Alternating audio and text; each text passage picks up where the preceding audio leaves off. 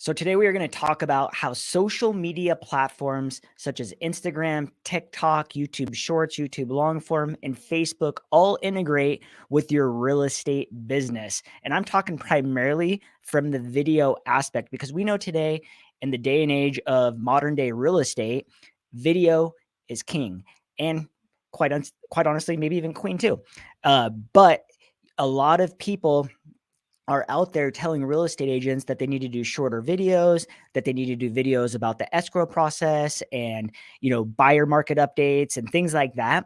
But me personally, I've built over an annual $100 million real estate business all through 100% organic content marketing using video. So I run a very successful marketing agency and have a very successful real estate business. And I'm going to show you exactly in this video how you too can develop a mindset around creating content that is most effective for your real estate business. But first, we have to understand exactly how all these platforms are set up and how they integrate with your business. Because if you think about the consumers of today, 95% of our consumer base doesn't even care about real estate. 5% of that audience does care about real estate. So your goal as a marketer is to hang out in that gap that bridges between the 5% of considering real estate and 95. So when that 95% of the audience starts dribbling down to that 5%, you want to be hanging out right there. There's a lot of industry professionals that say, as a real estate professional, your job is to hang out at the top of the funnel. That's what we call it, the top of the funnel. And through every single buying process, which we call the buying funnel, there's 5 different phases. The first one is problem recognition. This is when the buyers have problems and they need to find a solution, sellers too. The second is they move into the informational gathering process, which is where they're out there exploring different things. And I'm going to talk more into depths about this here in a minute. Then they go into the evaluating solutions. And then the fourth phase is the purchase decision, which is this is where many real estate professionals actually are creating content around. This is when someone's in the fourth phase. This is the escrow videos. This is the inspection videos. Because if you put your shoes in the seller or the buyer, when are you actually searching that type of content and where are you actually searching it? And then the fifth phase of the buying process, or even sellers, I put into the buying process because you as a real estate agent have to be bought your services by a seller. So when I say the buyer funnel, it's all for buyers and sellers. So the fifth phase is actually the post-purchase, which this is where a lot of content can actually be housed about all real estate. But once again, like I was saying, a lot of buyers and sellers are not even considering real estate. They are typically only considering it for about 12 months when they're actually in the process of going of when they first start thinking to when they first start taking action into a real estate professional. So let's think about how the platforms are divided. So the platforms realistically are housed into 2 overarching categories. There's informational/educational, and then there is what we call entertainment.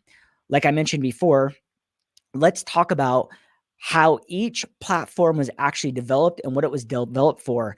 First, we have Facebook. Facebook was designed for connection.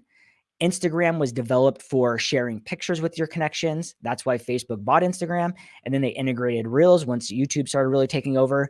You have TikTok was actually designed for short form content on an entertainment style platform. YouTube was designed for video informational search. YouTube is actually owned by Google. So I wouldn't really say Google is a social media platform. However, it's directly fed by YouTube on the video tool. So I have many YouTube long form videos that show up on Google page 100% organic. So if you go in and search into the keywords that I've specifically targeted, you'll see my videos start to or are ranked #1 in multiple different markets. We have 11 different YouTube channels across the country that generate 100% of our sales. We also have a lot of different real estate professionals at EXP and other brokerages that have came through our training programs that have had wild success. You can go to our YouTube channel, The Channel Junkies, and get all of it for absolutely free.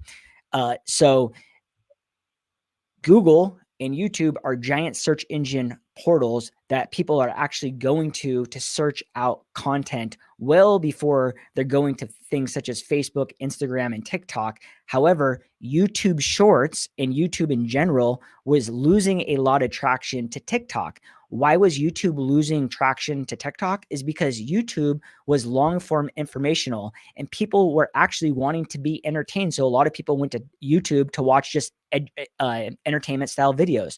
So when TikTok came out with short form content and they were 100% focused on entertaining people, guess what? A lot of the users started using TikTok as well. And I'm sure a lot of users actually left YouTube to start using TikTok. And now YouTube created shorts, which now YouTube shorts outperforms TikTok. They brought all those users back onto the platform. But when you think of YouTube in general, you need to think of it in two separate systems. YouTube shorts is for entertainment.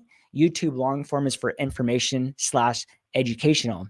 So now that we know the differences between all of the different social media platforms and what they were developed for, like I said at the beginning, is every single social media platform fits into two categories that are overarching: educational / informational and entertainment. So if you think back to what at the very beginning, when I was talking about the buyer funnel, the first thing that every single buyer and seller goes through when they go from that 95% of not considering real estate down to that 5% bucket of considering is they all have a problem. They all have a problem that they need solved. Maybe it's a family or a husband and wife that are now having their first baby. Maybe it's a family that has kids and the kids have all moved out, so they need to downsize. But whatever it is, they all have a problem that they need solved. They maybe need a bigger house. They maybe need a smaller house. Maybe they don't like the neighborhood that they live in and they want to move across town. But if you put yourselves in the position of the buyer and the seller, what platform are you actually going to start doing your research? If you put yourself in the position of the buyer and seller, this is way before you're getting to Facebook leads, Zillow leads, or any sort of like Google pay-per-click ad. The reason is because nobody that is at the top of the funnel cares about 3-bedroom, 2-bath homes in the city that you live in at that point in time. The reason that social media and Zillow leads have such a low conversion is because you're getting the buyer when they're all the way down at that fourth bucket, which is the purchase phase of their, buying their pathway into home selling or home buying. So you're getting those consumers when they're extremely down. They've been hit by 500 agents along the way from phase 1, which is problem recognition, to phase 2, which is informational gathering. And then number 3 is evaluating solutions. So you have to think about all those buyers and sellers that you're getting off of Zillow and Facebook leads have all been speaking or seeing hundreds of other real estate professionals. So if you think about going back to the top of problem recognition and you think, okay, I'm living in, let's just say, for example, you start your search and you live in Portland, Oregon, and you're thinking about moving to Phoenix, Arizona. Where are you going to search for content? Are you going to Facebook? Are you going to Instagram? Are you going to Google? Are you going to LinkedIn? Are you going to TikTok?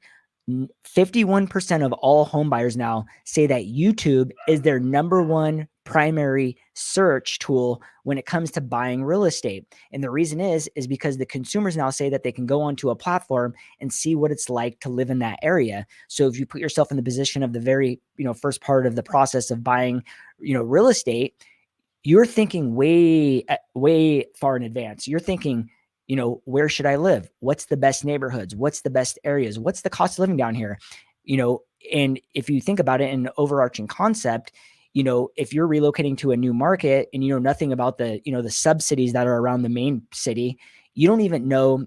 If you're talking about Phoenix, Arizona, most people might know Scottsdale, they might know Tempe because of the college down there, but not many people know of Glendale, Avondale, maybe because of the Super Bowl, Gilbert, Chandler, Mesa, Awatuki, and the list goes on. I could go on for days.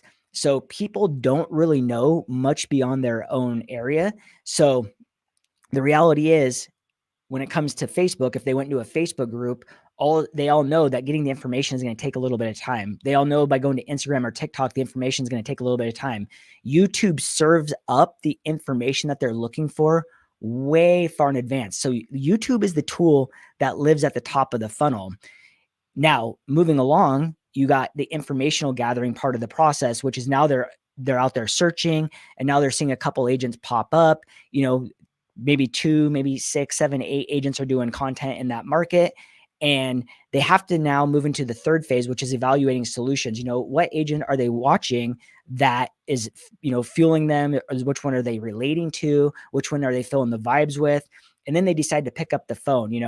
And when it comes to making that purchase, when they move into the purchase phase, which is the fourth bucket on the buying funnel, is now this is when they typically see all these other agents out there on different social media platforms talking about all the stuff they're now integrated with.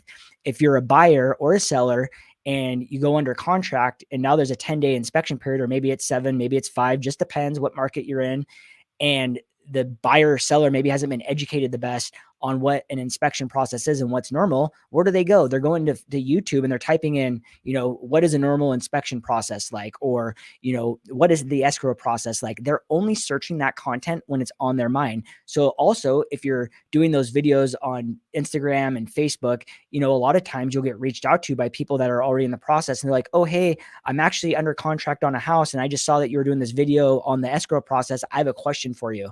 I wouldn't tell you how many times I've done videos like that. And I get people reaching out to me all the time, asking me for advice to help them through their process. And a lot of times it comes down to condo stuff, looking at HOA docs. And I just say, unfortunately, you're working with another agent. That's your fiduciary. You need to speak with them directly. So the fifth part of this whole entire buyer funnel, which this is where a lot of that social media content can come into place, is the post-purchase, which is what we call like the loyalty phase. And 89% of our consumers say that they would use a real estate agent again, yet only 12% do. When surveyed, and this is according to NAR.com, when surveyed, 87% of agents say that they have no post-closing system set up. This is why social media is so powerful, because the reality is people buy and sell every 7 to 10 years now. Before it used to be 5 to 7, now it's 7 to 10. So how do you stay in front of that audience? So my personal suggestion is that you use your other social media platforms such as Instagram, Facebook, TikTok, to stay in front of your consumers, but it's not going to be always about the real estate content. You almost have to build different platforms for different audiences, because my personal opinion is that real estate related content is amazing for other real estate professionals to see, to get referrals. That's why you see a lot of these agents that have tremendous success on short form content such as Instagram, TikTok Reels, or TikTok and Facebook, is because they live in heavily relocated markets where a lot of people are relocating to, and then agents go on social media or they follow them and they have clients moving to those markets and they reach out and give them out. I personally, when I ran my team up in Portland, Oregon, we actually had 1 year, we gave one agent in San Francisco more than $12 million in listing referrals because I saw them hot and heavy on Instagram. I knew that my customers that were coming in through my social media platforms would probably relate to this agent, because of the type of audience that we actually had. But that's because we were understanding what our audience was actually searching for. And if you wanted to know exactly, how my business has progressed over the years, the first year that we did this, we did 12 million in sales. The second year was 50 million. The third year and fourth year were, $100 million a year a piece. So the YouTube front for us is our core piece of our business. It doesn't mean that we're not using these other platforms, but we're also identifying our opportunities. And when people ask me all the time, they're like, well, should I put YouTube shorts on my YouTube long form content channel? And the answer is absolutely not. It's two completely different audiences. YouTube has even came out and said that if the consumer discovers you through YouTube shorts, they will never be fed your YouTube long form. So YouTube suggested and YouTube browse and YouTube search are three of the most powerful algorithm tools inside of YouTube. So if a consumer is not seeing your content, they're just not going to see it. So it's really two different audiences that should be served up two different types of content. And, I love all social media. I love Instagram. I love Facebook. I love YouTube. I love YouTube Shorts. I think it all serves a purpose, but you cannot take the same video that you make for one platform and share it on every other platform. They all have very different meanings, and you need to approach it as such, because the person that goes and discovers Jesse on YouTube wants, when they go to TikTok to see Jesse, they want to see the TikTok version. Then they want to go to LinkedIn and see the LinkedIn version. Then they want to go to Instagram and see the LinkedIn version. Then they want to go to Facebook and see the Facebook version. But if they go to every single platform and see the same version of me, I'm going to be lost on them.